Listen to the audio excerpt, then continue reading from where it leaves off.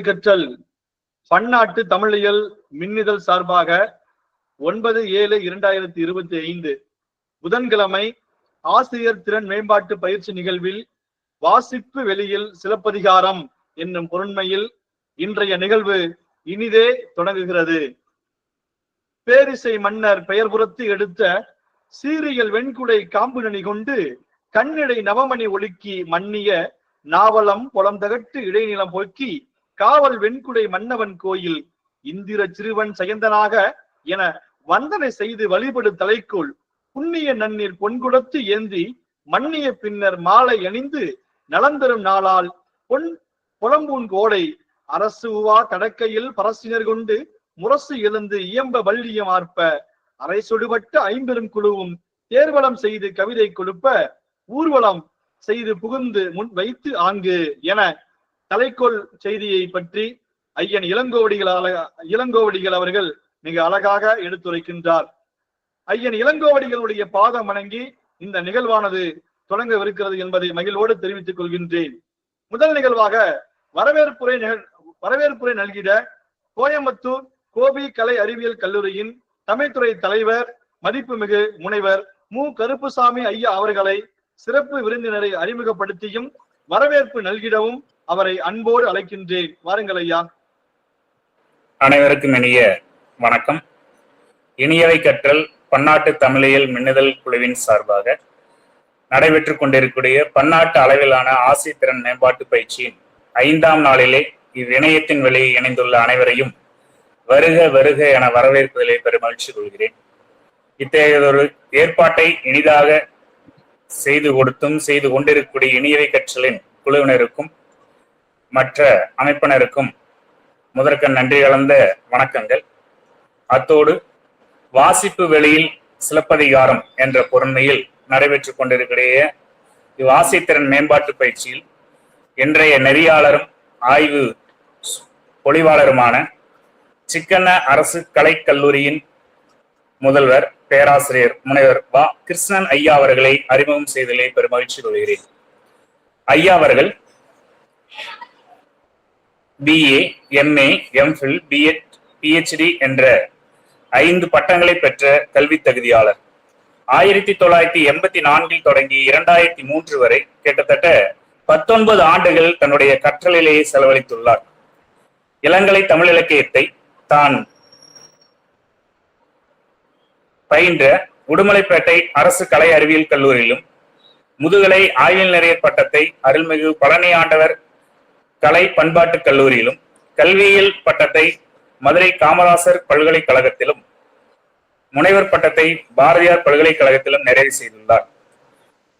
தொடர்ந்து கற்றலை முடித்து கற்பித்தல் பணியின் போது ஆய்வு பணியாக கிட்டத்தட்ட தேசிய பன்னாட்டு அளவிலான கருத்தரங்குகளிலும் பயில் அரங்குகளிலும் 90க்கும் மேற்பட்ட ஆய்வு கட்டுரைகளை வழங்கிய ஆய்வாளர். 2 தொகுப்பு நூல்களிலும் தனது ஆய்வு கட்டுரைகளை ஐயா அவர்கள் வழங்கியுள்ளார். தற்பொழுது ஒரு நூலும் அச்சாக்கத்தில் இருந்து கொண்டுள்ளது. ஐயா அவர்களுடைய சீரிய நெறிப்படுத்தலின் கீழ் 7 ஆய்வில் நிறைய பட்டங்களும் 5 முனைவர் பட்டங்களும் வழிகாட்டலாக அமைக்கப்பட்டு பட்டம் ஏற்கப்பட்டுள்ளது. தற்பொழுது 3 ஆய்வாளர்கள் ஆய்வு பணியிலும் இருக்கின்றார்கள்.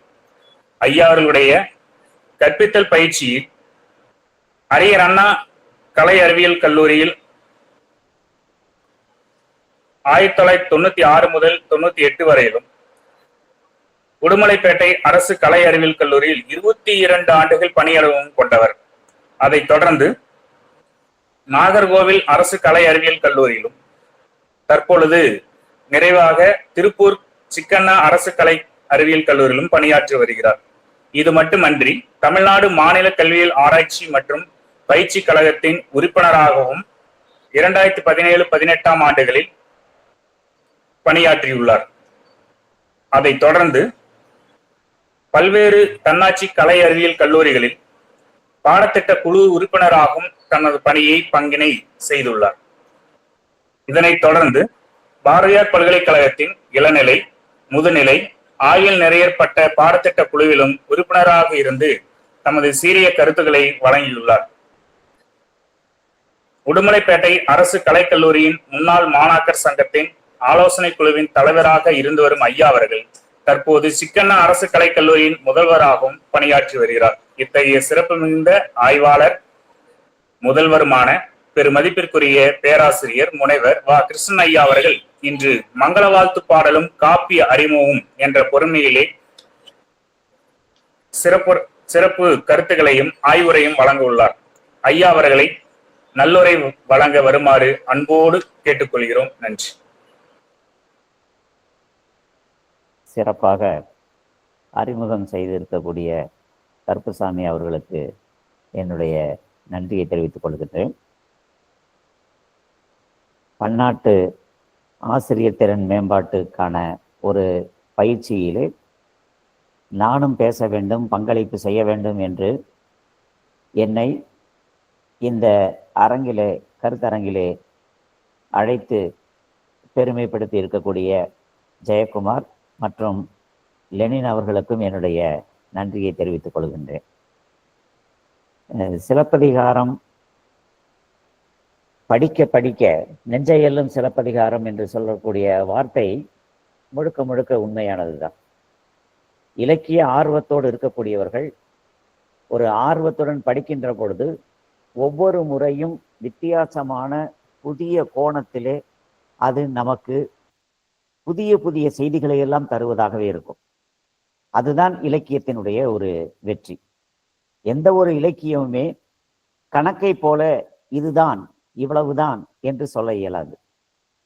பார்க்க பார்க்க மீண்டும் படிக்க படிக்க புதிய ஒரு சிந்தனையையும் புதிய கோணத்தில் இதை பார்த்தால் என்ன, இந்த கருத்துக்கு இந்த இடத்திலே மதிப்பு இருக்கிறதா, அல்லது வேறு இலக்கியங்களிலே இதைவிட சிறப்பாகவோ அல்லதற்கு இணையாகவோ சொல்லப்பட்டிருக்கிறதா என்பதையெல்லாம் நம்மை நினைக்க தூண்டக்கூடிய அளவுக்கு இருக்கக்கூடியதுதான் ஒரு இலக்கிய படைப்பு. அந்த இலக்கிய படைப்பிலே காப்பிய இலக்கியமாக இருக்கக்கூடிய சிலப்பதிகாரத்தில் ஜெயக்குமார் அவர்கள் சொன்ன உடனேயே உடனடியாக நான் ஒரு தலைப்பை சொல்ல இயலவில்லை. ஆனால் இந்த மங்கள வாழ்த்தை பற்றி படிக்கின்ற பொழுது அல்லது செய்தியை பார்க்கின்ற பொழுது எல்லாமே இதுல ஒரு புதிய ஒரு செய்தியை தளத்திலே இதை பார்த்தால் என்ன என்ற ஒரு எண்ணம் தோன்றிக் கொண்டே இருந்தது. அதற்கு ஏற்றாற் போல இதுக்கான தலைப்பும் கூட வாசிப்பு வெளியில் சிலப்பதிகாரம் அப்படின்னு ஒரு தலைப்பையும் அவர்கள் கொடுத்தார்கள். அந்த அடிப்படையிலே பார்க்கின்ற பொழுதுதான் இதை ஒரு நவீன வாசிப்புக்காகவும் அதே சமயத்தில் ஒரு படைப்பினுடைய தொடக்கம் அல்லது அறிமுகம் என்பது மங்கள வாழ்த்திலிருந்து எப்படி இருக்கிறது என்பதை பார்த்தால் என்ன என்ற ஒரு எண்ணம் எனக்கு தோன்றியது. ஏன்னா சீவக சிந்தாமணி, சிலப்பதிகாரம், மணிமேகலை என்பதையும் கூட நாவல் வடிவில் எல்லாம் நூல்களை எழுதியிருக்கிறார்கள். அதில் சொல்லப்பட்டிருக்கக்கூடிய அல்லது அந்த வரிகளை எல்லாம் பார்க்கின்ற போது நண்பர்களோடு பேசிக்கொண்டிருக்கின்ற பொழுது கூட வித்தியாசமான ஒரு கோணத்திலே இப்படி ஒரு நாவல் வடிவத்திலே ஒரு காப்பியத்தை எழுதியிருக்கிறார்கள் என்றெல்லாம் அங்கே பேசிக்கொண்டிருந்தோம். அதனுடைய தாக்கமும் என்னமோ தெரியவில்லை. அதே சமயத்தில் வழக்குரை காதையை படிக்கின்ற பொழுதும் இந்த மங்கள வாழ்த்தோடு ஒரு இணைவு இருப்பதாகவே எனக்கு தோன்றியது. ஒரு புகழ் பெற்றிருக்கக்கூடிய ஒரு இயக்குனர் ஒரு திரைப்படத்தை மிக முத்திரை பதித்திருக்கக்கூடிய ஒரு இயக்குனர் என்று சொன்னால் அந்த 2.5 மணி நேரமோ அல்லது 3 மணி நேரமோ அல்லது 1 மணி நேரமோ எடுக்கக்கூடிய அந்த திரைப்படத்திலே தேவையில்லாத ஒரு காட்சியை அந்த இயக்குனர் அங்கே வைக்க மாட்டார். ஒரு காட்சியினுடைய அமைப்பை அவர் வைக்கிறார் என்று சொன்னால் அந்த காட்சி கதையின் ஊடாக மிக மிக இன்றியமையாத அல்லது முக்கியமான ஒரு கட்டத்திலே அது அங்கே உறுதுணையாக அல்லது ஏதோ ஒரு வகையிலே அங்கே அந்த இடத்துல ஒரு மின்னல் அடித்தார் போல, பொறி தட்டியது போல, ஏற்கனவே இது இங்கு சொல்லப்பட்டிருக்கிறது என்ற ஒரு எண்ணத்தை அங்கே இது உண்டு பண்ணும். அல்லது தொடக்கத்திலே அந்த வழியாக ஒரு ஆற்றிடை காட்சியை போல சென்று கொண்டிருக்கின்ற பொழுது இயல்பாக ஒரு பார்வையாளரை போல ஒரு காட்சியை நாம் கடந்து போய் கொண்டிருப்போம். ஆனால் முக்கியமான ஒரு தருணத்திலே இந்த இடத்திலே ஏன் இது இப்படி வந்திருக்கிறது அப்படின்னு சொல்லுகின்ற பொழுதுதான் நாம் பின்னோக்கி அல்லது இதற்கு முன்பாக அது சொல்லப்பட்டிருக்கிறதா என்று கதையின் ஊடாக பார்க்கின்ற பொழுது அது ஏதோ ஒரு வகையில நமக்கு அங்கே கை கொடுக்கக்கூடியதாக அல்லது ஒரு வெளிச்சத்தை காட்டக்கூடியதாக அது அமைந்திருக்கும். அப்ப இது தேர்ந்தெடுத்த ஒரு முத்திரை பதித்திருக்கூடிய ஒரு இயக்குனர் என்று சொன்னால் அவர் தேவையில்லாத ஒரு காட்சியை வைக்க மாட்டார். நான் மாணவர்களிடத்திலே வகுப்பிலே பாடம் நடத்தி கொண்டிருக்கின்ற போதும் கூட சொல்லக்கூடிய ஒரு செய்தி ஒன்றை தான் இங்கே நான் மீண்டும் சொல்ல நினைக்கின்றேன். மிக புகழ் பெற்று இருக்கக்கூடிய ஒரு ஆங்கில திரைப்படம் இந்த டைட்டானிக். அந்த டைட்டானிக் படம் பார்த்திருக்கக்கூடியவர்கள் நிறைய பேர் இருப்பார்கள். அதிலே ஒரு காட்சி, மிக சாதாரணமான ஒரு காட்சி ஒன்று வரும். கப்பலினுடைய ஒரு மேல் தளத்திலே அந்த கதையினுடைய நாயகனும் நாயகியும் அங்கே காற்று வெளியிலே அங்கே நின்று கொண்டிருப்பார்கள். அப்படி அவர்கள் பேசிக் கொண்டிருக்கின்ற பொழுது அந்த கடல் அலையில அல்லது கடல் பகுதியிலே எச்சில் துப்புவதை போன்றிருக்கூடிய ஒரு காட்சியை அமைத்திருப்பார். அந்த எச்சில் துப்புவதுகின்ற பொழுது கதாநாயகிக்கு அது மிக சரியாக துப்புவதற்காக ஒரு சூழல் வராது. கதாநாயகன் மிக வேகமாக துப்புகின்ற பொழுது பக்கத்திலே வராமல் அது எட்டி தூர விழுவதாக ஒரு காட்சி அமைக்கப்பட்டிருக்கும். நம்ம சாதாரணமான ஒரு பார்வையாளராக பார்க்கின்ற பொழுது எச்சில் துப்புவதற்கு இந்த இயக்குனர் ஏன் இப்படி ஒரு காட்சியை கொண்டு வந்து வைத்திருக்கிறார் என்ற ஒரு எண்ணம் தான் அங்கே தோன்றி இருக்கும். அல்லது மேலோட்டமாக பார்த்தால் ஒரு பைத்தியக்காரத்தனமான ஒரு காட்சியை போலவே இருக்கிறதே அப்படிங்கிற மாதிரியான ஒரு எண்ணம் வரும். அது கதையினுடைய ஒரு பகுதியிலே முக்கியமான ஒரு இடத்திலே அது ஒரு முரணன் என்று சொல்லப்படக்கூடிய வில்லனிடமிருந்து தப்பிப்பதற்காக கதாநாயகி அந்த இடத்திலே அந்த எச்சில் துப்புவதை பயன்படுத்தி அவரிடமிருந்து தப்பித்து போவதை போல ஒரு காட்சி காட்டியிருப்பார்கள்.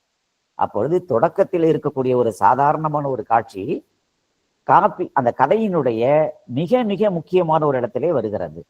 இதை ஒரு நான் எதை சொல்ல வருகிறேன் என்பதற்கான ஒரு ஒரு முன்னோட்டமாகத்தான் இந்த செய்தியை நான் சொல்லுகிறேன். ஏன்னா சிலப்பதிகாரத்தை விட்டு வேற எங்கோ ஒரு திரைப்படத்திற்கு நான் செல்லவில்லை. இதே போலதான் எந்த ஒரு படைப்பிலுமே ஒரு படைப்பாளி கதையினுடைய ஓட்டத்திலே ஒரு செய்தியை சொல்லிக்கொண்டே வருகின்ற பொழுது தேவையில்லாத ஒன்றை அங்கே அவர்கள் அந்த படைப்பாளி படைத்திருக்க மாட்டார்.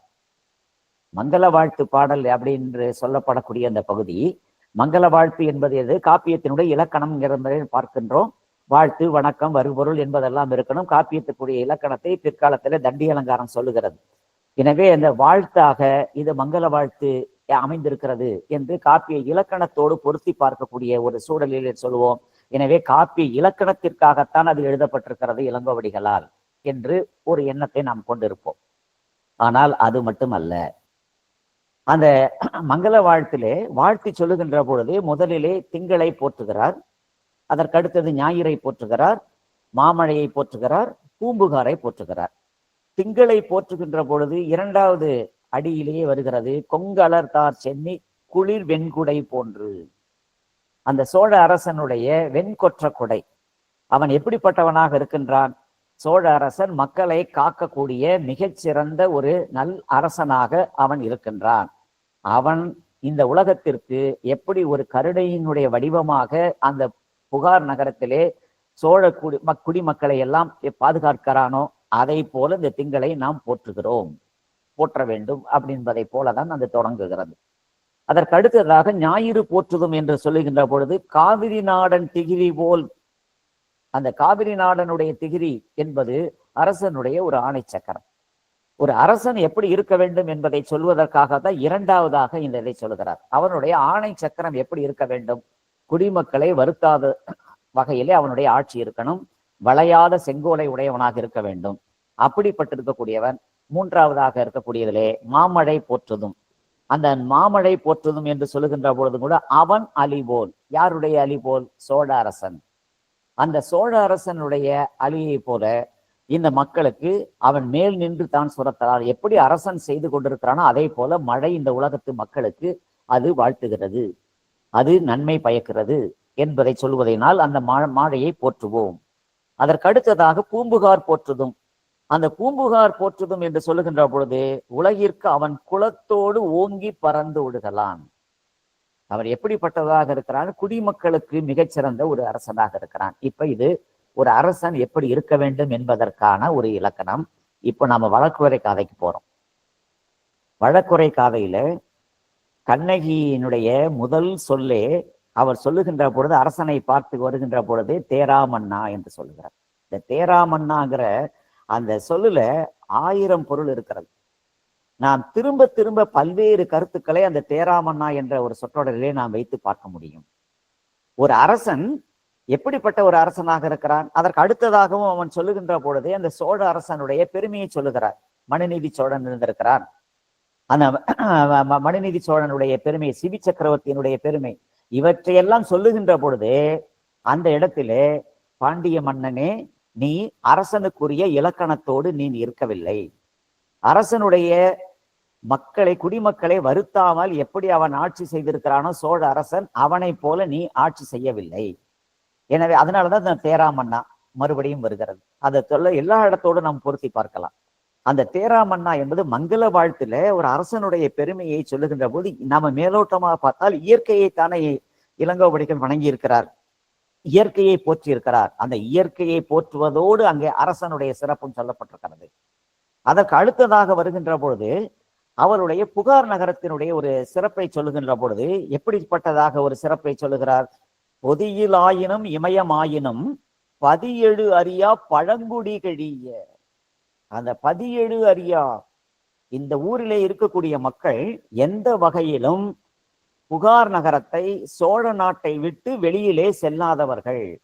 அப்ப இந்த நாட்டை விட்டு செல்லாதவர்கள் என்று சொன்னால் நம்ம இன்னைக்கு இருக்கக்கூடிய காலகட்டத்துல புலம்பெயர்தல் என்பது எதனுடைய அடிப்படையில் நடக்கிறது? புலம்பெயர்தல் என்பது அவர்களுடைய பொருளாதாரத்தை தேடுவதாகவோ அல்லது மற்ற ஒரு வகையில் அவருடைய வசதியான ஒரு வாழ்க்கையை வடிவமைத்துக் கொள்வதற்காக உள்ளூர் ஆனது அவர்களுக்கு கை கொடுக்காத போது அவர்கள் புலம்பெயரக்கூடிய ஒரு கட்டாய சூழலுக்கு தள்ளப்படுகிறார்கள். அப்படி புலம்பெயரக்கூடிய ஒரு மக்கள் ஒரு புதிய ஒரு சூழலிலே அங்கு சென்று அவர்களுடைய உழைப்பை அதன் மூலமாக மிகப்பெரிய ஒரு பொருளாதாரத்தை தேடி அதனுடைய உச்சத்திற்கு அவங்க சென்று வசதியாக வாழ வேண்டும் என்பதுதான் மக்களுடைய ஒரு விருப்பமாக இருக்கிறது. ஆனால் புகார் நகரத்தில் இருக்கக்கூடிய மக்கள் எப்படிப்பட்டவர்களாக இருக்கிறார்கள் என்று சொன்னால், அந்த ஊரை விற்று 17 அறியா, புகார் நகரத்தை தவிர அவர்கள் வேறு எந்த நகரத்துக்கும் அவர்கள் செல்ல மாட்டார்கள், தெரியாது. அங்கே பழங்குடியினராக காலம் காலமாக அங்கே அவர்கள் குடியிருந்து வருகிறார்கள். ஏனென்றால் அண்மை காலமாக ஒரு வேலைவாய்ப்பு அலுவலர் ஒருவர் பேசிக் கொண்டிருக்கின்ற போதும் கூட தமிழகத்தினுடைய வேலை வாய்ப்பு ஏன் தமிழகத்தில் இருக்கக்கூடியவர்கள் மற்ற பகுதிகளுக்கு செல்ல மாட்டேன் என்கிறார்கள், அதனுடைய வெளிப்பாடாக சில தேர்வுகளை அவர்கள் எழுதுவதில்லை என்று அவர் சொன்ன போது அவர் ஒரு கருத்தை சொன்னார். தமிழருடைய நாகரிகம், பண்பாடு சொந்த ஊரை விற்று அயலூருக்கு செல்வதில்லை என்பதிலே அழுத்தமான அவர்கள் ஒரு நம்பிக்கை வைத்திருக்கிறார்கள் என்று சொன்னார். இது சிலப்பதிகாரத்தினுடைய வழியை பார்க்கின்ற பொழுதுதான் 17 அழியா என்று சொல்லுகின்ற பொழுது அந்த வளம், சிறப்பு, செல்வ பெருமை, எல்லாமே அந்த ஊரிலே இருக்கிறது. அப்படிப்பட்டவர்கள் அடுத்த ஊரை, அயலூரை அவர்கள் தேட வேண்டிய அவசியம் இல்லை. அப்ப புகார் நகரத்தினுடைய ஒரு சிறப்பு, அதை அறிமுகப்படுத்துகின்ற பொழுதே இயற்கையை வர்ணிக்கிறார். வர்ணிக்கின்ற பொழுதே அதுக்கு அடுத்ததாக புகார் நகரம் எப்படிப்பட்டதாக இருக்கிறது.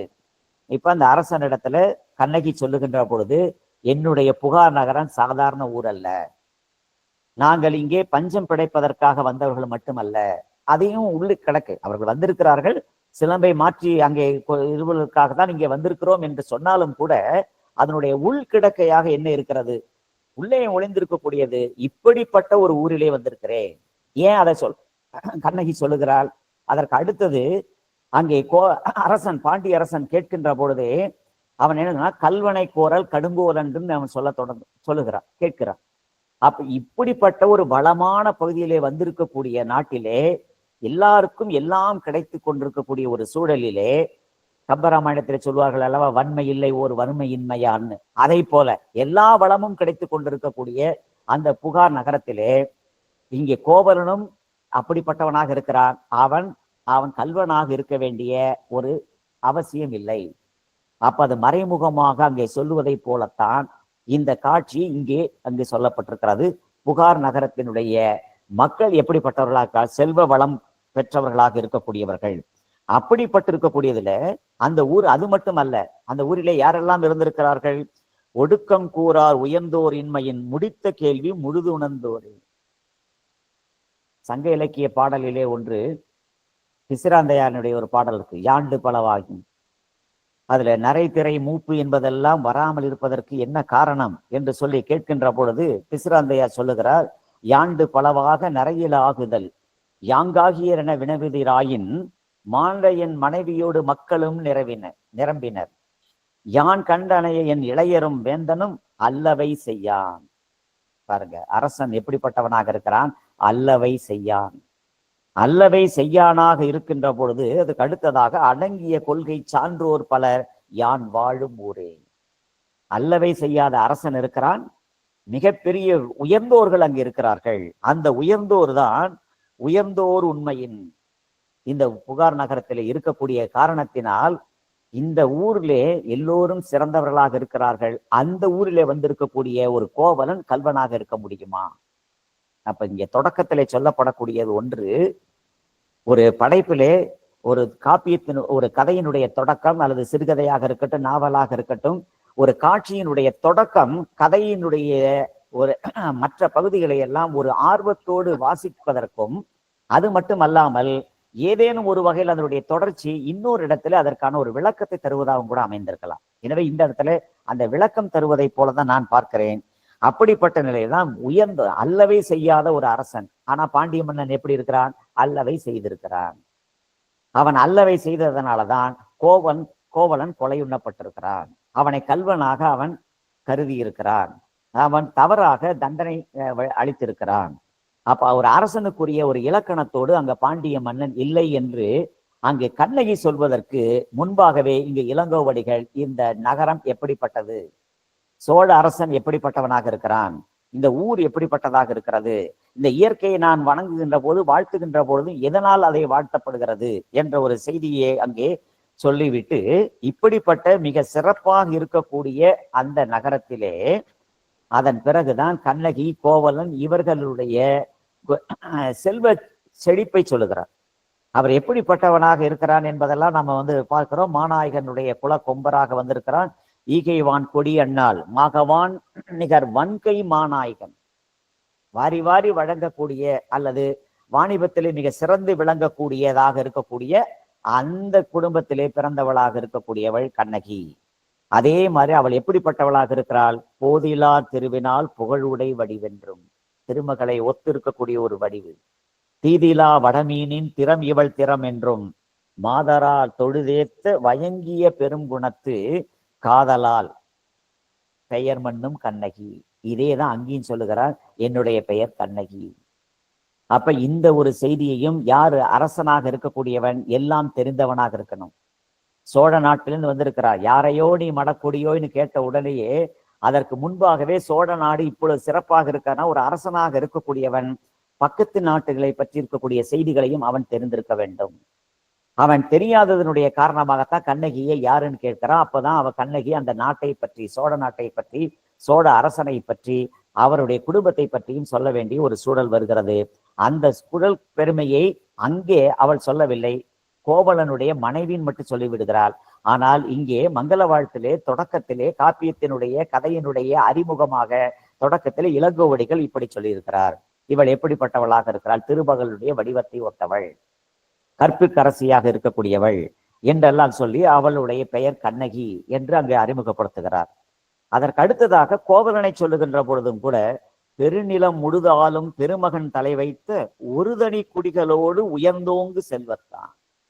அதுதான் சாதாரணமாக இருக்கக்கூடிய ஒரு செல்வம் அல்ல. எல்லா மக்களும் அங்கு உயர்ந்தோங்கி இருக்கக்கூடிய அந்த செல்வ வளத்தோடு இருக்கக்கூடிய மக்களோடு தான் இவனும் அங்க கோவலனும் அங்கே இருந்திருக்கிறான். அப்படிப்பட்டு இருக்கக்கூடிய அந்த கோவலன் அவன் கல்வனாக இருக்க முடியுமா? அவன் கல்வன் அல்லன் என்பதை பிற்காலத்திலே அங்கே பின்னால பகுதியிலே வழக்குரை காதையிலே சொல்வதற்காக இவனுடைய அங்க வளம் அங்கே சிறப்பாக அங்கே சொல்லப்படுகிறது. சில செய்திகளை சொல்லுகின்ற பொழுது கூட ஒரு வளமான ஒரு காட்சியோ அல்லது இயல்பாக இருக்கக்கூடிய ஒரு செய்தியை கடந்து போகின்ற பொழுது ஏதாவது ஒன்றை பற்றியே அங்கே சிறப்பாக சொல்ல வேண்டும் என்று சொல்லுகின்ற போது, இது கதையினுடைய நாயகனை அறிமுகப்படுத்துகிறார் என்று சொன்னாலும் கூட கதை நாயகனை அறிமுகப்படுத்துகின்ற போது அவன் எப்படிப்பட்டவனாக இருக்கிறார்? கோவலனை பற்றி இப்பொழுதும் கூட நமக்கு நடைமுறையில கோவலன் என்றாலே மனைவியை விட்டு விட்டு இன்னொரு பெண்ணை தேடி சென்றவன் என்ற ஒரு சொல்லாடல் ஒண்ணு உண்டு. ஆனால் அந்த இடத்திலே அவனை அறிமுகப்படுத்துகின்ற பொழுது கோவலன் எப்படிப்பட்டவன் என்று சொல்றான்? மண் தேய்த்து புகழினான். அப்ப பாண்டிய அரசன் கோவலனை பற்றி தெரிஞ்சிருந்திருக்கணும். கோவலன் எப்படிப்பட்டவனாக இருக்கிறான்? மிகப்பெரிய ஒரு புகழுக்கு சொந்தக்காரனாக இருக்கிறான். அப்ப புகழுக்கு சொந்தக்காரனாக இருக்கக்கூடியவன், மண் தேய்த்த புகழே உடையவனாக இருக்கக்கூடியவனை அந்த பாண்டிய அரசன் அறிந்து கொள்ளவில்லை, அவன் தெரிந்து கொள்ளவில்லை. அந்த தெரிந்து கொள்ளாத ஒரு சூழலிலே அங்கே கோவலனுக்கு அவன் தண்டனை வழங்கி இருக்கக்கூடிய ஒரு சூழல். அந்த சூழலிலே தான் அங்கே அரசன் அங்கே அவன் குற்றவாளியாக அங்கே ஆக்கப்படுகிறான், அந்த தேரா மன்னா. அப்போ ஒரு பக்கத்து நாட்டிலே, சோழ நாட்டிலே புகழ் பெற்றிருக்கக்கூடிய ஒரு வணிக குடும்பத்திலே பிறந்தவனாக இருக்கக்கூடிய கோவலனை பற்றி இருக்கக்கூடிய ஒரு செய்தி அரசனுக்கு தெரியவில்லை. அந்த அரசனுக்கு தெரியாத ஒரு அரசன், அதனால்தான் தேரா மன்னா. அவன் நல் திறம் படராத, நல்ல ஒரு நெறியிலே வராமல் இருக்கக்கூடிய அடுத்த அடைமொழியும் அங்கே சொல்லி கண்ணகி சொல்லுகிறார். அப்போ ஒரு அரசனாக இருக்கக்கூடியவன் எப்படிப்பட்டவனாக இருக்கணும் என்று சொன்னால், அவன் அறிவுடையவனாக இருக்க வேண்டும். அறிவுடைய ஒரு அரசனாக இருக்கக்கூடியவன் தான் அல்லவை செய்யாதவனாக, வெண்கொற்ற குடையை உடையவனாக, குடிமக்களை வருத்தாதவனாக, அந்த வகையில் இருக்கக்கூடியவன் தான் பிறருடைய ஒரு துன்பத்தையும் கூட தன்னுடைய துன்பமாக தெரிந்து கொள்ள முடியும். அவன் ஏன் மனுநீதி சோழனுடைய ஒரு கதையை சொல்லுகிறார்? ஆசா ஞானசம்பந்தன் அவர்கள் சொல்லுவார்கள், மனுநீதி சோழனை சொல்லுகின்ற பொழுது மனுநீதி சோழனுடைய ஒரு செயல் தமிழன் கண்ட அறம் என்று சொல்லுவார். என்ன தமிழன் கண்டு இருக்கக்கூடிய அறம்? வள்ளுவரை அவர் துணைக்கு இழுத்து கொண்டு வருகிறார். அறிவினான் ஆகுவதுண்டோ பிரிதி நோய் தன்னோய் போல் போற்றா கடை. அந்த அறிவு என்பது எப்படிப்பட்டதாக இருக்கணும்? பிறருடைய துன்பத்தை தன்னுடைய துன்பமாக நினைத்து பார்த்து வருந்தக்கூடியவனாக இருக்கக்கூடியவன் தான் கற்றதனுடைய பயன், அறிவு உடையவனுடைய பயன். மனுநீதி சோழன் என்ன செய்திருக்கிறான்? அவனுக்கு அதாவது நடைமுறையில இயல்பாக இயற்கை இகந்த செய்தி என்பதையெல்லாம் தாண்டி அந்த கதை நிகழ்வை நம்ம பார்க்கிறோம். கன்றை இழந்த ஒரு பசு ஆராய்ச்சி மணியை இழுத்து அடிக்கிறது, தன்னுடைய குறையை அங்கே சொல்வதற்காக வந்திருக்கிறது. அரசன் தெரிந்து கொள்கிறான். தெரிந்து கொண்டிருக்கக்கூடியவன் தண்டனை வழங்குகின்ற பொழுது தன்னுடைய ஒரே மகனை தேர் சக்கரத்திலே இட்டு அவனை தண்டனை கொடுக்க வேண்டும், அவனை கொலை செய்து விட வேண்டும் என்று சொல்லி அமைச்சர்களுக்கு கட்டளையிடுகிறார். ஆனால் அமைச்சர்கள் அதை ஏற்க மறுக்கிறார்கள். பல காரணங்களை சொல்லுகிறார். இது ராஜபாட்டையிலே அந்த கன்றுக்குட்டி வந்தது தவறு. அரசனுடைய வீதியிலே கன்றுக்குட்டிக்கு வருவதற்கு என்ன உரிமை இருக்கிறது? இது இளவரசனுடைய கவனக்குறைவு அல்ல. அரசனுக்கு முன்பாக, அந்த தேருக்கு முன்பாக பலரும் சென்று கொண்டிருப்பார்கள். அந்த முன் சக்கரத்திலே அடிபடாமல் பின் சக்கரத்திலே அது அடிபட்டிருக்கலாம். இப்படி எல்லாம் சொல்லிட்டே வருகின்ற பொழுதுதான் அங்கே வள்ளுவர் சொல்லி இருக்கக்கூடிய அந்த குரட்பாவை வைத்துக் கொண்டுதான் ஆசா ஞான சம்பந்தன் சொல்லுவார், தமிழன் கண்டிருக்கூடிய அறம் என்ன என்று சொன்னால், இழந்து போன கன்றை உயிர்ப்பித்து தர இயலாது. அவன் சாதாரண ஒரு அரசன். ஆனால் அந்த பசுவினுடைய துயரத்தை அவன் உணர்ந்து கொள்ள முடியும், அவன் அறிந்து கொள்ள இயலும். அப்படி என்ன செய்கிறான்? தன்னுடைய மகன் இறந்து போனால் அந்த உணர்வை தான் பெற முடியும். அப்ப அறிவினான் ஆகுவதுண்டோ பிரிதின் நோய் தன்னோய் போல் போற்றா கடை. அப்ப அதுதான் தமிழன் கண்டிருக்கக்கூடிய அறம் என்று சொல்லுகிறார்கள். அப்போ ஒரு தமிழன் கண்டிருக்கக்கூடிய அறம் என்று சொல்கின்ற போது அவர் அரசனும் எப்படிப்பட்டவனாக இருக்கணும்? நம்ம சங்க இலக்கியமே சொல்லுகிறது, நெல்லும் உயிரென்றே நீரும் உயிரென்றே மலதலை உலகத்து மன்னனே உயிர். நமக்கு ஒரு பழமொழி கூட ஒண்ணு உண்டு. பழமொழியை நம்ம இப்படி கூட கொஞ்சம் வளைச்சு சொல்லுவோம். அது ஒரு பொருள் கொள்வதற்கான ஒரு வாய்ப்பும் இருக்கிறது. என்ன சொல்லுவார்கள் என்று சொன்னால், அரசன் அன்று கொள்வான் தெய்வம் நின்று கொள்ளும் என்று ஒரு பழமொழி இருக்கிறது. ஆனால் இந்த சங்க இலக்கிய செயலை மேற்கோள் காட்டி பார்க்கின்ற பொழுது, நெல்லும் உயிரென்றே நீரும் உயிரென்றே மலதலை உலகத்து மன்னனே உயிர் என்று சொல்லுகின்ற பொழுது அரசன் தான் குடிமக்களுடைய உயிராக இருக்கிறான். ஏன்னா அதே வள்ளுவரையும் சொல்லுகிறார் அல்லவா, முறை செய்து காப்பாற்றும் மன்னவன் மக்களுக்கு இறை என்று வைக்கப்படும். அந்த இறை என்று வைக்கப்படக்கூடிய ஒரு அரசன் எப்படிப்பட்டவனாக? நெல்லும் ஆக உயிரும் நீரும் கிடையாது, அரசன் தான் உயிராக இருக்கிறான். அதன் காரணமாகத்தான் இந்த பழமொழியை எப்படி மாற்றி சொல்வார்கள் என்று சொன்னால், அரசன் அன்று கொள்வான் தெய்வம் நின்று கொள்ளும் என்பதல்ல, அரசன் அன்று கொள்வான். அந்த இடத்துல இந்த ஓசையை கொஞ்சம் மாத்திக்கணும். அந்த ஓசை முறையை நம்ம மாற்றிக் கொள்கின்ற பொழுதுதான் அந்த பொருள் தெரி புணர்ச்சி என்று தொல்காப்பியத்துல எழுத்ததிகாரத்துல சொல்லப்பட்டக்கூடிய ஒரு செய்தியை நாம இங்க பார்க்கணும். ஒரு ஓசையை ஒரு இடத்திலே ஏற்றி இறக்கி அல்லது இடைவெளி விட்டு சொல்லுகின்ற போது பொருள் மாறும். குன்று ஏறு ஆமா, குன்றேரா மா என்று சொல்வதை போலதான் சொல் பொருள் தெரி புணர்ச்சி என்பதற்கு உதாரணம் சொல்லுவார்கள் அல்லவா? அதை போல இந்த இடத்திலே அரசன் அன்று கொள்வான். அப்ப எப்படி? தெய்வமே நின்று கொள்ளும். அரசன் எப்படி இருக்கிறான்? தெய்வமாகவே அவன் மாறிவிடுகிறான். நம்ம பேச்சு வழக்கில் சொல்லுவோம் அல்லவா, இந்த கையை காலா நினைக்கிறோம். அதை போலதான் இந்த பழமொழிக்கான பொருளானது இப்படி சொல்ல வேண்டும், இப்படி எடுத்துக்கொள்ளலாம் என்று ஒரு இருக்கிறது. அப்ப ஒரு அரசன் எப்படிப்பட்டவனாக இருக்கக்கூடியவன்?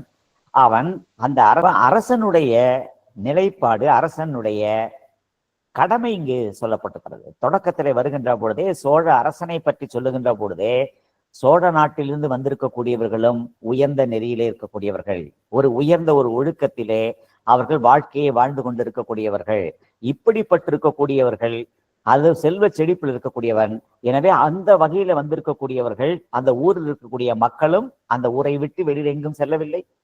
அந்த அரசனும் அவர்களை அல்லவை செய்யாமல் நல்வழியிலே அவர்கள் காப்பாற்றி கொண்டிருக்கிறான்.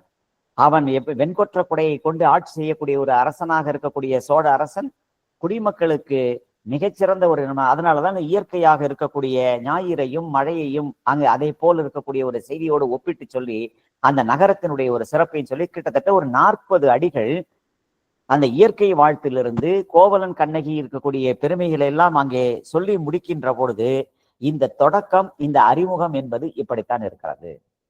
அப்ப அந்த தொடக்கம், அறிமுகம், இந்த 40 அடிகளுக்குள்ளே நம்ம போலாம். மீதியில் இருக்கக்கூடிய ஒரு செய்திகள் இந்த திருமண முறையை பற்றி சொல்லப்பட்டிருக்கும்.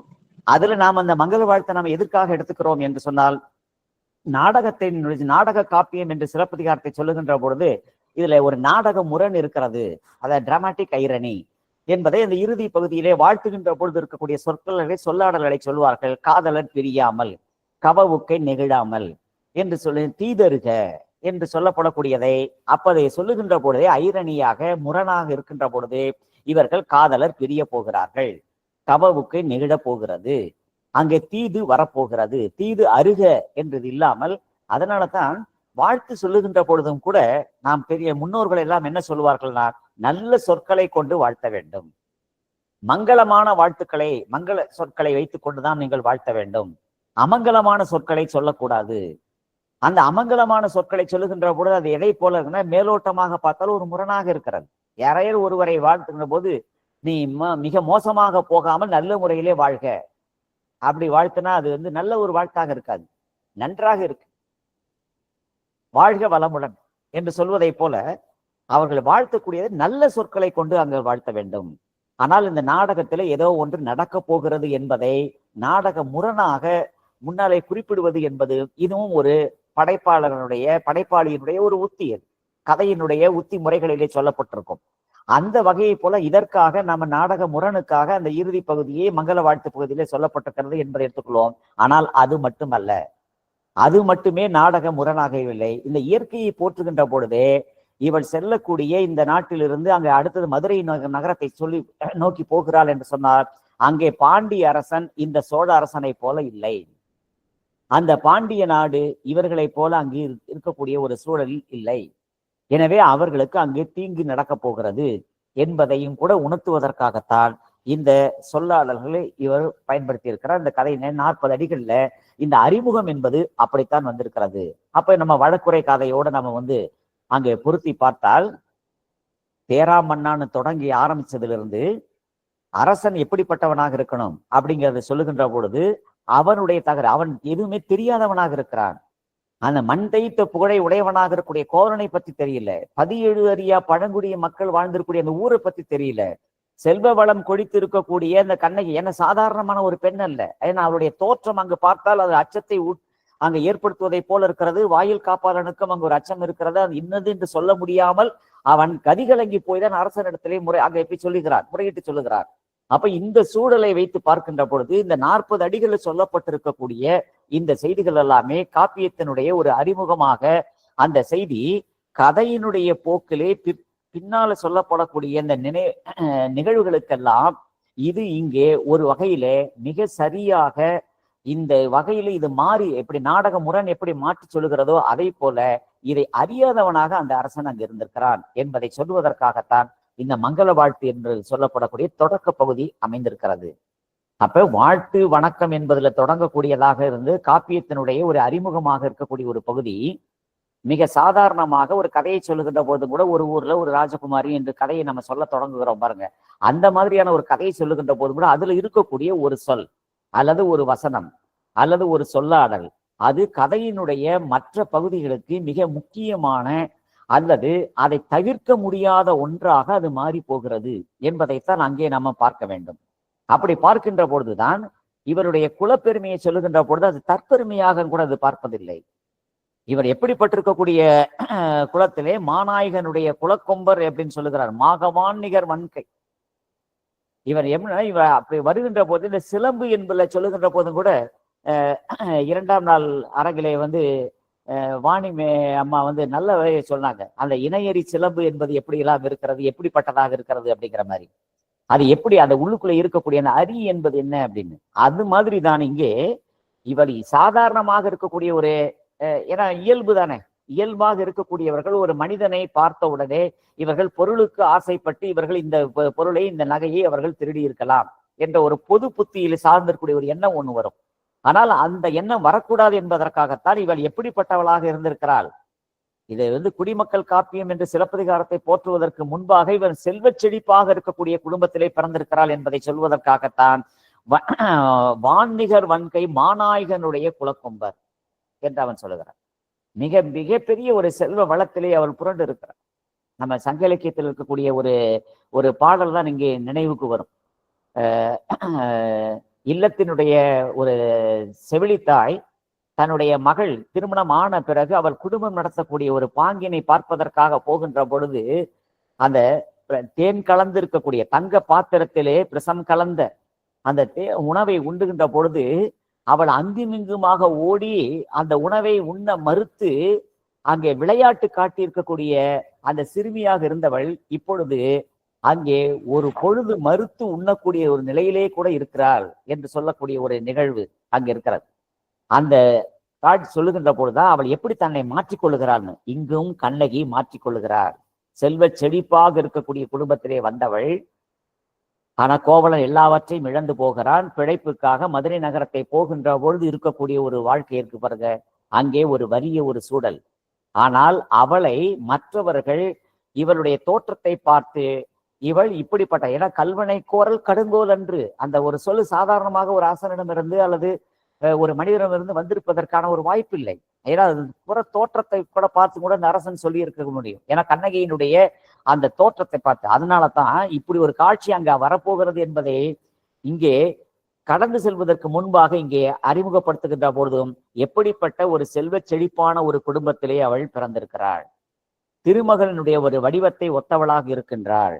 மாதரால் தொழுது ஏற்ற பெண்கள் எல்லோரும் அங்கே போற்றி வணங்கக்கூடிய நிலையில அவள் இருக்கக்கூடியவள் என்று சொல்லி அவளுடைய ஒரு சிறப்பை அங்கே இளங்கோவடிகள் உயர்த்தி சொல்லுகிறார்.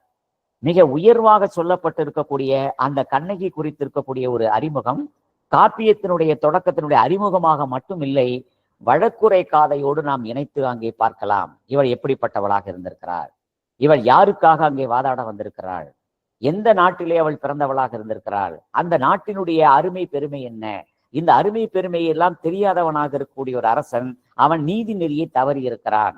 அந்த நீதி நெறியை தவறி இருப்பதற்காக அந்த சோழ நாட்டில் இருக்கக்கூடிய ஒரு கதையை சொல்லி அந்த ஊரினுடைய சிறப்பை சொல்லி பெருமையை எல்லாம் சொல்லுகின்ற பொழுது அந்த அரசனுக்கு அங்கே சொல்லுகிறார். ஆனா அதற்கு முன்பாகவே இளங்கோவடிகள் அந்த நாட்டை, சோழ நாட்டை, புகாரை அறிமுகப்படுத்துகின்ற பொழுதே இந்த இடத்துல புகாரை ஏன் போற்றுகிறோம் என்று சொன்னால், இவனுடைய சோழ அரசனுடைய ஆளுகைக்கு உட்பட்டு இருக்கக்கூடிய, அவனுடைய ஆட்சிக்கு உட்பட்டு இருக்கக்கூடிய அந்த புகார் நகரம் என்பது எல்லா வகையிலும் எல்லாருக்கும் எல்லாம் கிடைத்திருக்கக்கூடிய மிக அற்புதமான மிக ஒரு சிறந்த ஒரு நகரத்திலே வசிக்கக்கூடிய வசிப்பிடத்திலே அந்த வாழ்விடத்திலே இருந்தவராக இருக்கக்கூடியவர்கள் அங்கிருந்து அவர்கள் பெயர்ந்து சென்றிருக்கிறார்கள். அவர்கள் கனவிலும் கூட பிற பொருளுக்கு, பிறருடைய பொருளுக்கு ஆசைப்பட்டிருக்கக்கூடியவர்கள் அல்ல என்பதை அந்த இடத்துல இந்த வழக்குரை காதையில் நாம் இணைத்து பார்க்க வேண்டி இருக்கிறது.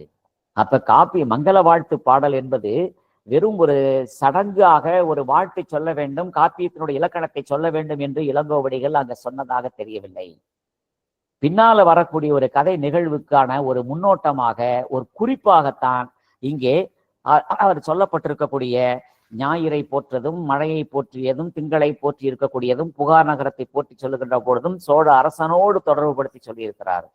அந்த சோழ அரசனோடும் அந்த நாட்டினுடைய எல்லா வகையான வளத்தையும் சொல்லுகின்ற பொழுதே அந்த பாண்டிய அரசன் இதை அறியாமல் இருந்திருக்கிறான். அதனாலதான் அந்த தேராமன்னா ஆராய்ந்து பார்க்காமல் இருக்கக்கூடிய, அறிவு கலங்கி இருக்கக்கூடிய, அவன் எதுவுமே தெரிந்து கொள்ளாதவனாக இருக்கக்கூடியவன். அப்படிப்பட்ட ஒரு அரசனாக அவன் இருந்திருக்கிறான். அந்த அரசன் கண்ணகி என்று சொல்லப்படக்கூடிய அந்த பெண் சொல்லக்கூடியதை, பெண்ணை அவன் மிக சாதாரணமாக அவன் மதித்திருக்கிறதை போன்றுதான் அங்கு காட்சி அங்கு பெறுகிறது. இதோடு நாம தொடர்புபடுத்தி பார்க்க முடியும். இங்கே திருமகனுடைய ஒத்த வடிவத்தை இருக்கிறார். ஆனால் அங்கே பார்த்தால் அவன் காளியா அல்லது கொற்றவையா அல்லது எந்த தெய்வம் என்பது பிடாரியா என்பதெல்லாம் தெரியவில்லை. ஆனால் அவள் என்ன செய்திருக்கிறாள்? கையிலே சிலம்பை ஒன்று எழுந்திருக்கிறாள். அழுத கண்ணீரும் கம்பளையுமாக நின்று கொண்டிருக்கிறாள். அப்ப இதோடு இந்த ரெண்டு காட்சியும் ஒப்பிட்டு பார்க்கின்ற பொழுது இங்கே இருக்கக்கூடியவள் இவ்வளவு அழகாக மிக சிறந்தவளாக இருக்கக்கூடியவள் அந்த வழக்குரை காதை பகுதிக்கு வருகின்ற பொழுது அந்த இடத்திலே அரசன் இந்த தோற்றத்தை மட்டுமே பார்த்து இவளை மோசமாக அவன் எடை போட்டிருக்கிறான். அது தவறு என்பதை சொல்வதற்காகத்தான் இங்கே இவளுடைய அழகு இங்கே சொல்லப்பட்டிருக்கிறது. அந்த அழகு என்பதும் கூட அது அழகை தாண்டி புற அழகு அல்ல, புற தோற்றம் அல்ல. அவருடைய உள் மனதிலே அவள் எப்படிப்பட்டவளாக இருக்கிற அந்த பண்புகளை எல்லாம் அங்கே எடுத்து சொல்வதை போலதான் அமைந்திருக்கிறது. அப்படிப்பட்டிருக்கக்கூடிய ஒரு கண்ணகி தனக்கு முன்னாலே அவள் வாதிடத் தொடங்குகிறாள். யாருக்காக வாதிடுகிறாள்?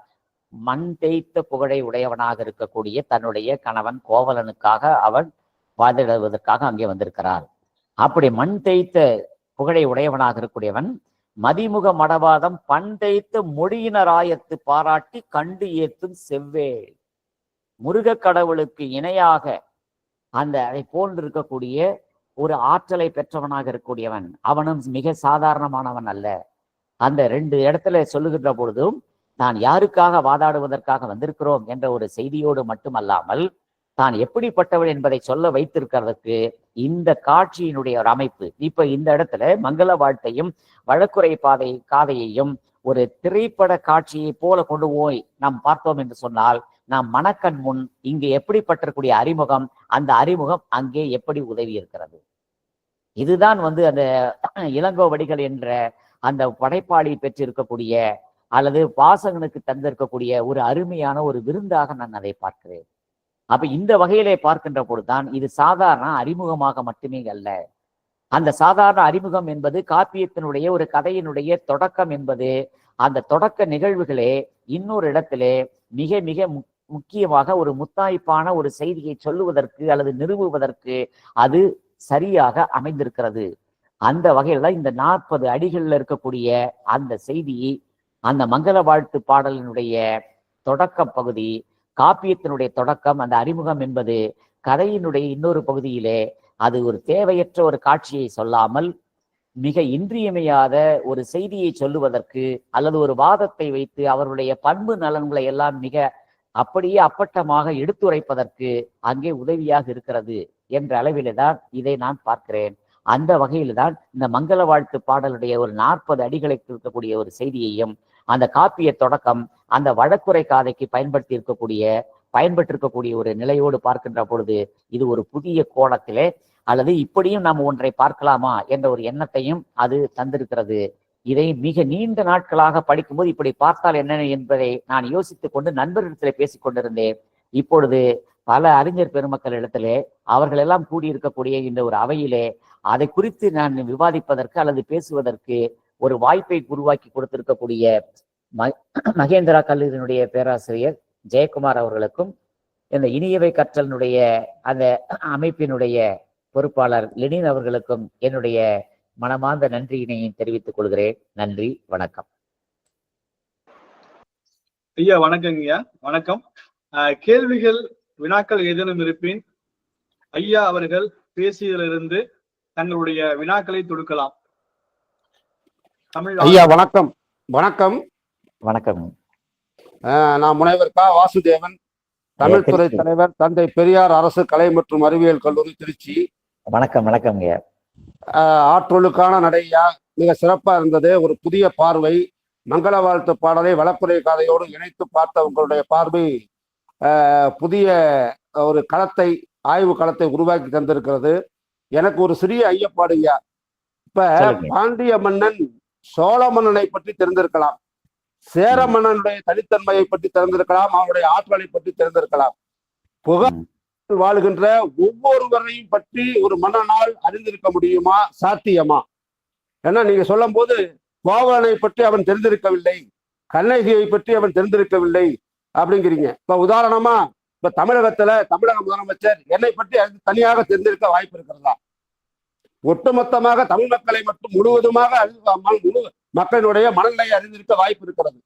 தனித்துவமாக என்னை வாசுதேவனை மட்டும் ஒரு மன்னனால் ஒரு அரசனால் அடையாளம் காண முடியுமா? சாத்தியமா? இல்ல நான் கேள்வி நல்லது கேள்வி. நான் எல்லா ரீதியும் தெரியல. ஏன்னா மண் தேய்த்த புகழினான்னு ஒரு இளங்கோவடிகள் ஒரு வார்த்தையை சொல்லுகிறார் இல்லவா? புகழை உடையவன் அப்படின்னு சொல்லிட்டு சாதாரணமா போயிருக்கலாமே. அப்ப இது என்னன்னா, மண் தேய்த்த புகழினான் அப்படின்னா அவன் மிக பிரபலமாக இருக்கக்கூடிய ஒரு ஆளுமையாக அவன் கோவலன் இருந்திருக்க வேண்டும். அந்த கோவலனை பற்றி அவன் தெரிந்திருக்கிறார். அதாவது சோழ அரசரை மட்டுமல்ல, சோழ அரசர் அந்த நாட்டினுடைய மக்களோடு இந்த மண் தேய்த்த புகழினான் என்று சொல்வதற்காக மிக சாதாரணமான அது ஒரு உபச்சார ஒரு வார்த்தையாக நான் அதை பார்க்கல. ஏன் நம்ம இப்படி பார்க்க கூடாது? ஏனென்றால் அந்த கதையினுடைய போக்கிலே பாண்டிய அரசன் அந்த நிகழ்விலே அவன் மனம் கலங்கி இருக்கக்கூடிய நிலையில எடுத்திருக்கக்கூடிய ஒரு முடிவாகவும் நம்ம கதையினுடைய போக்குல நம்ம அதை அங்க பாக்குறோம். அப்பொழுது ஒரு செய்தியை சொல்லுகின்ற பொழுது அந்த தேரா மன்னா அதோட பாக்குறோம். அப்படி பார்க்கின்ற பொழுது ஒரு களவு நடந்திருக்கிறதா, இதை உண்மையாக யார் செய்தது, யார் என்பதை எல்லாம் பார்க்காமல் அவன் சொல்லியிருக்கிறான். அப்ப மண் தேய்த்த புகழை உடையவனாக இருக்கக்கூடிய ஒருவனை எப்படி நம்ம பிசிராந்தையார் கோப்பரிஞ்சோட நட்பு சொல்லுகிறோம், பார்க்காமலேயே அவர்கள் நண்பர்களாக ஆனார்கள்னு. அந்த இடத்துலதான் நான் இந்த கருத்தை எனக்கு யோசனை வந்தது. ஐயா வணக்கம். ஐயா தர்மலிங்கம், பொருள் தெரி புணர்ச்சி ரொம்ப அழகா சொன்னீங்க. மகிழ்ச்சி. வணக்கம். வணக்கம். முனைவர் மு. ராணி, உதவி பயிற்றுனர், அழகப்பா பல்கலைக்கழகம், காரைக்குடி. உரை மிக அருமையா இருந்துச்சுங்கய்யா. நன்றி. இதுல தந்தி ஆசிரியருடைய அந்த பெருங்காப்பிய நிலையே பேசும் காலை வாழ்த்து வணக்கம் மறுபொருள் உரைத்தல், இந்த காப்பிய கொள்கை அந்த முறைப்படி சிலப்பதிகாரம் அமைஞ்சது நமக்கு தெரியும் இல்லையா? அதே போலதான் இந்த வாழ்த்து பகுதி வணக்கம் இருந்துச்சு. இந்த வாழ்த்து பகுதியிலேயே மறுபொருள் உரைத்தல நமக்கு சொல்லியிருக்காங்க. பின்னால் வருவத முன்னால சொல்லியிருக்காங்கன்னு சொன்னீங்க இல்லையா? இப்போ இத காப்பிய கொள்கையில நம்ம மறுபொருள் உரைத்தலுக்கு எடுத்துக்கலாம் இல்லையா? மறுபொருள் உரைத்தல் அப்படிங்கிறது காப்பியத்துல எதை சொல்ல போகிறோம் என்ற ஒரு பொருளும் இருக்கிறது. இதுல எந்த பொருளையும் நான் சொல்ல போகிறேன். நம்ம நாடகத்துல அந்த கோமாளி சொல்லுகின்ற பொழுது அல்லது தொடக்கத்துல வருகின்ற பொழுது நாகரிக கோமாளி வந்தேனையா அப்படின்னு இதை சொல்ல போறேன், இதை பேச போறேன்னு சொல்லுவார்கள். வில்லுப்பாட்டிலையும் கூட இந்த கதையெல்லாம் நான் சொல்ல போகிறேன் என்று சொல்வார்கள். அந்த வருபொருள் என்பது உரைத்தல், எதை சொல்ல போகிறோம் என்பது சொல்லப்படக்கூடியது. இப்போ காதலர் பிரியாமல் கவகுக்கை மிகிலாமல் அந்த அடிகள் பின்னாடி கோவலன் கண்ணகி பிரிய போறாங்க அப்படின்றத முன்கூட்டியே சொல்றதுனால இதை எடுத்துக்கலாமா அப்படின்ற ஒரு இல்ல. அது நாடகத்துல அது பெரிதாக ஒரு உத்தியாக அது பயன்படுத்தப்படுவது. அதனால இதை நம்ம அப்படி நம்ம பார்ப்பதற்கு, ஏன்னா நாடக உத்தியாகவே அதை சொல்லுவார்கள். முரண், நாடக முரண், இது இப்படித்தான் அமைந்திருக்கிறது என்பதை சொல்லுவார்கள். சரிங்கய்யா. அதே போல பாண்டிமாதேவியினுடைய தீக்கனவு இருக்கு இல்லைங்கய்யா, அது அவங்க கனவு கண்டபடியே நடந்தது இல்லையா அந்த அரண்மனையில? அதை எந்த உத்தியில எடுத்துக்கலாங்கய்யா? அதுல நம்ம அந்த காப்பி இலக்கணத்திலேயே கனவு உரைத்தல் இதெல்லாமே கூட வரும். அப்புறம் வரும். இதுவும் கனவுல நடக்கக்கூடியது. கதையினுடைய நிகழ்வுல அடுத்து என்ன நடக்கும், இது இருக்கும். இப்ப நான் ஒரு படைப்புல எழுதும் போது இப்ப வரக்கூடிய நாவலாசிரியர்கள், சிறுகதையாசிரியர்கள் அதை எழுத மாட்டாங்க. முந்தைய நிலையில 50-60களில் இருக்கக்கூடிய ஒரு காலகட்டத்துல எல்லாம் பாத்தீங்கன்னா, அடுத்து இது நடக்கும் என்பது தெரியாமலேயே அவன் அங்கு சென்றான் அப்படிங்கிற மாதிரி ஒண்ணு கொடுப்பாங்க. அப்பவே நம்ம வாசகனுக்கு தெரிஞ்சிடும், அப்ப இங்க என்னமோ நடக்க போகிறது என்பது. அதனால இது அந்த கனவு என்பது, கனவை சொல்லுவதும் கூட இது ஒரு வகையான உத்தி. கதையினுடைய போக்குல அது ஒரு உத்தியாக சொல்வது. கனவை சொல்லும் மூலமாக பின்னால வரக்கூடிய ஒரு நிகழ்வை இதன் மூலமாக சொல்லுவது, அல்லது புறப்பட்டு சொல்லுகிற போது தீய சகுனங்களை வருவது. அந்த சகுன தடையை பார்த்த உடனே அந்த சகுன தடை இவர்கள் செல்லக்கூடிய இடத்திற்கு இவர்களுடைய செயல் நடைபெறாமல் போவதற்கு அல்லது இவருக்கு எதிராக நடப்பதற்கான ஒரு வழிமுறை என்று இது நம்பிக்கையை சார்ந்தக்கூடிய ஒரு விஷயமாகவும் கூட அதை சொல்லி அதன் மூலமாக ஏதோ ஒன்று நடக்க போகிறது என்பதை வாசகனுக்கு அறிவிப்பதை போன்றிருக்கக்கூடிய ஒரு செய்தி தான். ஐயா வணக்கம்யா. வணக்கங்க. என்னுடைய பேர் பாரதி பிரியாங்கய்யா. சொல்லுங்க. அருமையான உரை ஐயா. உண்மையா ரொம்ப ரொம்ப அருமையா இருந்தது. மிக்க நன்றி ஐயா. நிறைய விஷயங்கள் நாங்க தெரிஞ்சுக்கிட்டோம். ரொம்ப நன்றி ஐயா. நன்றி. ஐயா வணக்கங்க ஐயா. மேடம் வணக்கங்க மேடம். மேடம் மெரினா மேடம் ஆமா, சொல்லுங்க. மெரினா ரூபி வெள்ளைச்சாமி நாடார் காலேஜ் மதுரையில இருந்து பேசுவாங்க ஐயா. ரொம்ப மகிழ்ச்சி மேடம். சொல்லுங்க மேடம். ரொம்ப வணக்கம். அருமையா நம்மளுடைய கருத்தரங்கு வந்து ரொம்ப அருமையா இருக்குங்க ஐயா. நன்றிங்க மேடம். நம்மளுடைய சிலப்பதிகாரத்துல இசை நுட்பங்களாகட்டும், ஒவ்வொரு தலைப்புமே முத்தான தலைப்புகளாக எடுத்து பேராசிரியர்கள் அனைவர்களும் நல்ல முத்தான கருத்துக்களை வந்து எங்களுக்கு வழங்கியிருக்காங்க ஐயா. இந்த இனியவை கற்றல் மூலமாக நல்ல நல்ல கருத்துக்களை வந்து சிலப்பதிகாரத்துல இருக்கக்கூடிய கருத்துக்களை எல்லாம் நாங்க தெரிந்து கொண்டோம் ஐயா. நேற்று சேனாவரையன் ஐயாவுடைய உரையை வந்து நாங்க வந்து படிக்க அவரோட உரையை நாங்க கேட்கும் பொழுது முழுமையா சிலப்பதிகாரம் முழுமையும் படித்த ஒரு உணர்வு எங்களுக்கு ஏற்பட்டதுங்க ஐயா. மகிழ்ச்சி மேடம். மகிழ்ச்சி மேடம். மீண்டும் ஒரு முறை என்ன நம்ம ஏதாவது ஒரு வழக்குரை காதை மட்டும் நாங்க எடுத்து படிச்சிருப்போம், அதை மட்டும் நாங்க வந்து மாணவர்களுக்கு நடத்துவோம் அப்படின்னு இல்லாம இப்ப அந்த சிலப்பதிகாரத்தோடைய முழுமையான கருத்துக்களையும் நாங்கெல்லாம் இப்ப கொஞ்சம் நம்ம ஏஜ் ஆயிடுச்சு, வேலைக்கு போயிட்டு வரோம், வீட்டுல வந்து வேலை பொழு குழந்தைகளை பார்த்துட்டு படிக்க முடியாத ஒரு சூழ்நிலையில இந்த மாதிரி கருத்தரங்கின் மூலமாக நீங்க ஒரு சிலப்பதிகாரம் என்கின்ற காப்பியத்துடைய முழு காப்பியத்தையும் எங்களை படிக்க வைக்கிறீங்க ஐயா. மகிழ்ச்சி மேடம். இதெல்லாம் முழுமையாவே படிச்ச ஒரு உணர்வு வந்துருச்சு. ஏன்னா நாங்க வந்து பாத்தீங்கன்னா வஞ்சி காண்டம் ஃபுல்லா நான் படிச்சிருக்கேன், நடத்திருக்கேன். சரிங்க மேடம். ஆனா வந்து இப்ப மதுரை காண்டம் கொஞ்சம் பார்த்திருக்கேன், புகார்லயும் கொஞ்சம் தான் பார்த்திருக்கோம். இப்ப மூணையும் சேர்த்து அவங்க சொல்லும் பொழுது நேத்து வந்து பாத்தீங்கன்னா சிலப்பதிகாரத்தை வந்து அப்படியே மலை போல வந்து அவர் கொட்டினாரு. அவருடைய கருத்துக்கள், அவருடைய பேச்சு, அந்த உச்சரிப்பு, அவங்க நடத்தக்கூடிய விதங்களே வந்து பாத்தீங்கன்னா மாமலை போட்டுருதுங்க ஐயா. வேற ஒண்ணும் சொல்ல தெரியலங்க. நன்றிங்கய்யா. இந்த மாதிரி ஒரு மேடம் ரொம்ப சந்தோஷம் மேடம். அதாவது இனியவை கற்றலுக்கு இந்த மாதிரி ஒரு உத்தியோகம் இல்ல, ஒரு நல்ல ஒரு உரை, ஒரு வாழ்த்து வந்து எங்களை இன்னும் மென்மேலும் அடுத்த கட்ட நகர்வுக்கு கொண்டு செல்லும் அப்படின்னு நம்ம நினைக்கிறோம் நாங்க. நன்றிங்கய்யா. ரொம்ப நன்றி, ரொம்ப நன்றி. இந்த நிகழ்வை ஏற்படுத்தி கொடுத்த உங்க இருவருக்கும் தலை தாழ்த்தி நான் உங்களுக்கு நன்றி சொல்லிக்கிறேங்கய்யா. நாங்களும் இப்ப இனியவை கற்றலை இனிமே நம்ம கட்டுரை எழுதி ஐயா 2 பேர்த்தையும் கேட்டு நம்ம போடணும் அப்படின்ற ஒரு ஆர்வம் எங்களுக்கு வந்துருக்குங்கய்யா. கண்டிப்பா கண்டிப்பா மேடம். இனியவை கற்றலோட எப்போதும் தொடர்புல இருங்க. கண்டிப்பா இணைஞ்சிருங்க. நன்றிங்க. 2 பேரும் ஐயா இருவருக்கும் மனமார்ந்த வாழ்த்துக்கள்ங்க ஐயா. நன்றிங்க மேடம். நன்றிங்க மேடம். மேடம் உங்க கல்லூரியில இருந்து எத்தனை பேர் மேடம் இணைஞ்சிருக்கீங்க? ஐயா மாலை வணக்கம் ஐயா. புரியலங்கய்யா. மேடம் வணக்கம். புஷ்பா மேடம் வணக்கம். சொல்லுங்க, நலமா இருக்கீங்களா? ஐயா சிலப்பதிகாரம் அப்படின்னா நாங்க தெரியும், தெரிஞ்ச செய்திகள் நினைச்சேங்க. ஆனா தெரியாத செய்திகள் கடல் போல் இருக்கு, மலை போல் இருக்கு அப்படிங்கிறத தெரிஞ்சுக்கிட்டேங்கய்யா. எவ்வளவு செய்திகள் இருக்குன்னா அருமையா இருந்துச்சுங்கய்யா. ரொம்ப நன்றி மேடம். இங்க ஏற்படுத்தினீங்கயா. நாங்க அதுல பங்கு பெற நிறைய தகவல்களை வந்து தெரிஞ்சுக்கணும்னு ஆசைப்படுறேங்கய்யா. கண்டிப்பா மேடம். மகிழ்ச்சி. உங்களுடைய ஆதரவோட மறுபடியும் சிலப்பதிகாரம் அப்படின்னா நாங்க தெரியும், தெரிஞ்ச செய்திகள் நினைச்சேங்க. ஆனா தெரியாத செய்திகள் கடல் போல் இருக்கு, மலை போல் இருக்கு அப்படிங்கிறத தெரிஞ்சுக்கிட்டேங்கய்யா. எவ்வளவு செய்திகள் இருக்குன்னா அருமையா இருந்துச்சுங்கய்யா. ரொம்ப நன்றி மேடம். இங்க ஏற்படுத்தினீங்கயா. நாங்க அதுல பங்கு பெற நிறைய தகவல்களை வந்து தெரிஞ்சுக்கணும்னு ஆசைப்படுறேங்கய்யா. கண்டிப்பா மேடம். மகிழ்ச்சி. உங்களுடைய ஆதரவோட மறுபடியும் அடுத்த கட்ட நகர்வு என்னங்கிறத நம்ம யோசிக்கலாம் மேடம். பயனுள்ள முறையில் இருந்துச்சுங்கய்யா. நான் நிறைய தகவல்களை தெரிஞ்சுக்கிட்டேங்கய்யா. அந்த மணிங்கிற ஒரு சொல்ல வச்சு அன்னைக்கு 1 மணி நேரம் வந்து எடுத்தாங்க அப்படின்னு சொல்லும்போது அவங்க சொன்னாங்க அம்மையார் வந்து ரொம்ப மிக அழகா சொன்னாங்க. ரொம்ப அழகா அன்னைக்கு எனக்கு ரொம்ப ஆச்சரியமா இருந்து இவ்வளவு விஷயங்கள் நம்ம வந்து தெரிஞ்சுக்காம இருந்துக்கோமே அப்படின்னு நினைக்கும் போது எனக்கே ரொம்ப நம்ம இன்னும் கத்துக்க வேண்டிய விஷயம் நிறைய இருக்கு. நம்ம ரொம்ப ஒரு கடுகளவுதான் கத்துருக்கோம் அப்படிங்கிற ஒரு எண்ணம் எனக்கு தோணுச்சு. அப்ப என்ன தோழிட்டு சொல்லும் போது இந்த மாதிரி நான் வேலை இல்லை, ஆனா பட் எனக்கு ஆசையா இருக்கு இதுல சேர்ந்து கொள்வதற்கு அப்படின்னு சொன்னாங்க. சரி நான் அவங்களே உள்ள வர சொல்லுங்க. இன்னைக்கு அற்புதமான உரையாளர் திருப்பூர் கல்லூரி முதல்வர் முனைவர் வரதராஜன் கிருஷ்ணன் ஐயா அவர்கள் வந்து நமக்காக காத்திருக்காங்க. இன்னைக்கு அற்புதமான உரையாளர் லிங்க் அனுப்பிச்சுடுங்க. அவங்க அனுப்பிச்சுட்டு வர இருந்து பேசுறேன் சார். ரொம்ப சந்தோஷம் மேடம். எனக்கு வந்து இது என் கூட வேலை பாக்குறவங்க பையன் மூலமா தான் கிடைச்சது சார் இந்த குரூப் வந்து. ஆனா இந்த குரூப் மூலமா நான் ரொம்ப நிறைய தெரிஞ்சுக்கிட்டேன். சரிங்க. நேத்தைக்கு நடந்த உரையாடல் வந்து ரொம்ப சூப்பரா இருந்துச்சு சார். கண்டிப்பா அதோட இன்னைக்கு நல்லா இருக்கும். இது வரைக்கும் ஒரு நாளும் ஒரு முத்துக்கு மேடம். ஒரு நாளும் ஒரு முத்துக்கள் நாங்க வந்து இறங்கிட்டே இருக்கோம் நாங்க. அதுல என் பையன் வந்து சின்ன பையன் தான் சரியா, 5 வயசு தான் ஆகுது. அங்க ஏதோ கதை சொல்றாங்க, எனக்கு அந்த கதை நல்லா இருக்கு அப்படிங்கிறான். அதாவது சின்ன பசங்க கூட புரிஞ்சுக்கிற அளவுக்கு நேத்துக்கு அவங்க வந்து ரொம்ப திறமையா பேசுனாங்க சார். கண்டிப்பா. சரி, சந்தோஷம். அடுத்த தலைமுறையும் சிலப்பதிகாரம் வாசிக்கிட்டோம் மேடம். ரொம்ப மகிழ்ச்சி. ஆமா சார்.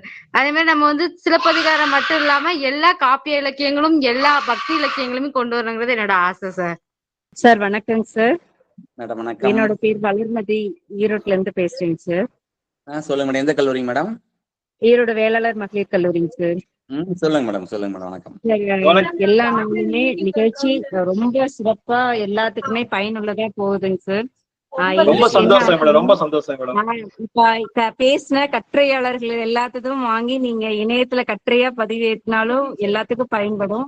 இல்ல நூலா வெளியிட்டாலும் கண்டிப்பா எங்களுக்கு பயன்படும். இல்ல நூலுக்காகவும் பேசிட்டு இருக்கோம். இன்னொன்னு இனியவை கற்றல் யூடியூப் சேனல்லயும் நாங்க அதை பதிவிடுறோம். இந்த வீடியோவை அந்த கட்டுரைகள் எல்லாம் ஒரு நூல் தொகுப்பாக வெளியிட நாங்க முயற்சி செஞ்சுட்டு இருக்கோம். அது பார்க்கலாம் மேடம். நம்ம நன்றிங்க. நன்றிங்க. இந்த இறுதி நிகழ்வாக நன்றி சொல்லும் நேரம் இது. கோயம்புத்தூர் சங்கர அறிவியல் மற்றும் வணிகவியல் கல்லூரியின் உதவி பேராசிரியை மற்றும் இனியவை கற்றல் உறுப்பினருமான முனைவர் நா. சாரதாமணி அவர்களை நன்றி உரை ஆற்ற வருமாறு அன்போடு அழைக்கின்றேன். எனக்கு பேச மொழி தந்த தமிழெண்ணையை வாழ்த்தி அனைவருக்கும் மகிழ்ச்சியான வணக்கத்தை தெரிவித்துக் கொள்கின்றேன். இன்று மங்கள வாழ்த்து பாடலும் காப்பிய அறிமுகமும் என்ற தலைப்பில் முனைவர் வ. கிருஷ்ணன் முதல்வர் ஐயா அவர்கள் உரையாற்றிய போது, ஒரு படைப்பாளன் தன் படைப்பில் தேவையில்லாதவற்றை வைப்பதே இல்லை, சோழ நாட்டு மக்கள் புலம்பெயர்வதே இல்லை, வாழ்த்தும் போது மங்களகரமான சொற்களால் வாழ்த்த வேண்டும் போன்ற வாக்கியங்களால் காப்பிய தொடக்கம், புகாரின் பலம், வணிகரின் செல்வம் முதலியவற்றை விளக்கி மங்கள வாழ்த்துடன் வழக்குரை காதையையும் ஒப்பிட்டு சிறப்பாக உரையாற்றியுள்ளார். ஐயா அவர்களுக்கு இனியவை கற்றலின் சார்பாக கரங்கள் கூப்பும் நன்றிகளை தெரிவித்துக் கொள்கின்றேன். ஐயா நன்றிங்க ஐயா. நன்றிங்க. நன்றிங்க. சிற்றில் நற்றூன் பற்றி நின்மகன் யாண்டு உளனோ என வினவுதி, என் மகன் யாண்டு உளனாயினும் அறியேன், ஓரும் புலி சேர்ந்து போகிய கல்லலை போல ஈன்ற வயிறோ இதுவே, தோன்றுவன் மாதோ போர்க்களத்தானே. உன் மகன் எங்கே என்று கேட்டவருக்கு ஒரு தாய் கூறுகிறாள், புலியை போன்ற எனது வீர மகன் போர்க்களத்தில் தோன்றுவான், நீ அங்கு சென்று பார் என்று. இது புறநானூற்று அன்றைய செய்தி. அழகான அந்தி மாலை பொழுதில் தமிழ் பண்டிதர்களை சந்திக்க தேடினால் காணவில்லை. பிறகுதான் பலர் கூறினார்கள், அவர்கள் எல்லோரும் இனியவை கற்றல் நடத்தும் சிலப்பதிகார இணைய விளக்க உரையில் தோன்றுவார்கள் என்று. இது இன்றைய செய்தி. அவ்வாறு பேராசிரியர்களையும் தமிழ் ஆர்வலர்களையும் ஒருங்கிணைத்து அவர்களின் அறிவுக்கு உரம் சேர்த்த இனியவை கற்றல் பன்னாட்டு தமிழியல் மின்னிதழ் குழுவிற்கு அனைவரின் சார்பாக உளமார்ந்த நன்றிகளை தெரிவித்துக் கொள்கின்றேன். இதனால் இவன் முடிக்கும் என்றாய்ந்து அதனை அவன் கண் விடல் என்ற வள்ளுவரின் வாக்கிற்கு இணங்க இன்றைய நிகழ்ச்சிக்கு மேன்மையான வரவேற்பை வழங்கிய முனைவர் மு. கருப்பசாமி தமிழ் துறை தலைவர், கோபி கலை அறிவியல் கல்லூரி ஐயா அவர்களுக்கு மனமார்ந்த நன்றிகளை தெரிவித்துக் கொள்கின்றேன். வகுப்பறைகள் நடப்பது மாணவருக்காகவே. இந்த பன்னாட்டு ஆசிரியர் திறன் மேம்பாட்டு பயிற்சி கருத்தரங்கம் நடப்பது தமிழ் ஆர்வலர்களுக்காகவே. ஆகவே இன்றைய நிகழ்ச்சிக்கு வருகை புரிந்துள்ள உள்நாட்டு மற்றும் வெளிநாட்டு வாழ் தமிழ் நெஞ்சங்களுக்கு என் உளமார்ந்த மகத்தான நன்றிகளை தெரிவித்துக் கொள்கின்றேன். நன்றி, வணக்கம்.